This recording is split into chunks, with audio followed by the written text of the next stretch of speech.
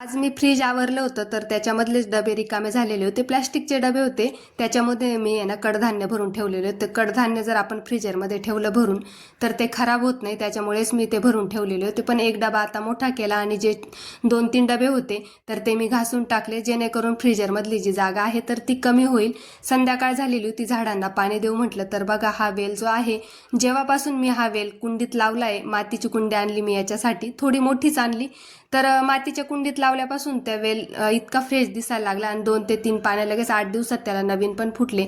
इकडे कांद्याची पात मी लावलेली होती, छोटे छोटे कांदे लावलेले होते, तर म्हटलं माझ्यापुरती भाजी तरी होईल, पण त्याचा काही उपयोग झाला नाही.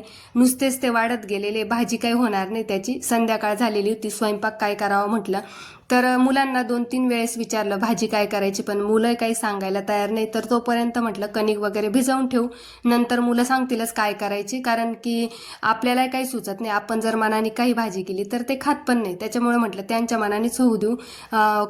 कणिक भिजवेपर्यंत आहे ना मला देवाची म्हणजे जे संध्याकाळी आपण देवाजवळ दिवा लावतो तर ते पण मला पूजा वगैरे करायची होती, रोजची जी सेवा होती ती केली. तर चला सगळ्यांना बाय.